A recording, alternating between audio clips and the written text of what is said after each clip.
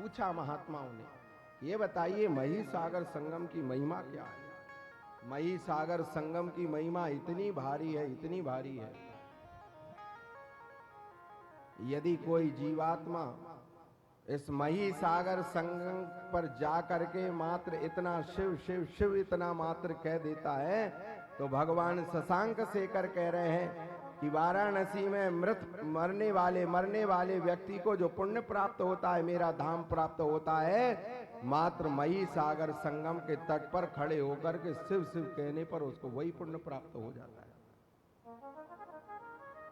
महुष नाम के राजा थे, जिन्होंने यज्ञ कर रहे थे। यज्ञ करते करते समय उसकी भाप से जल के बिंदु बन गए। जब उस जल के बिंदु बने, इतना उन्होंने यज्ञ किया, उसके जल के बिंदु धीरे धीरे करके नीचे पृथ्वी पर टपकने लगे। जब पृथ्वी पर गिरना उनका आरंभ हुआ तो देखा सारे देवता आकर के खड़े हो गए। सारे देवताओं ने कहा, राजा ने इतना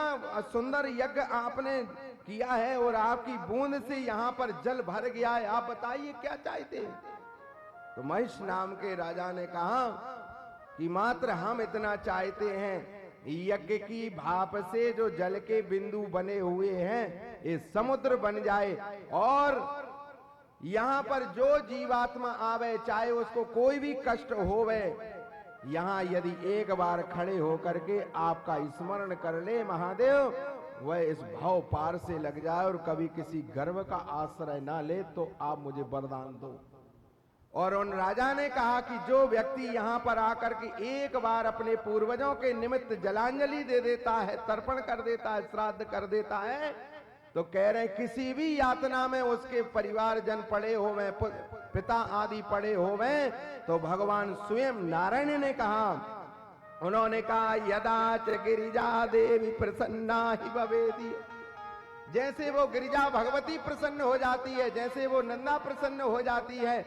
यदि कोई जीवात्मा यहाँ आकर के मात्र एक जलांजलि जल और यदि पिंड श्राद्ध कर देता है, तो कह रहे हैं वो जीवात्मा मेरे ही लोक का अधिकारी हो जाता है, उसको किसी नरक यातना को नहीं भोगना पड़ता, वो मेरे धाम का अधिकारी होता है। मही सागर संगम में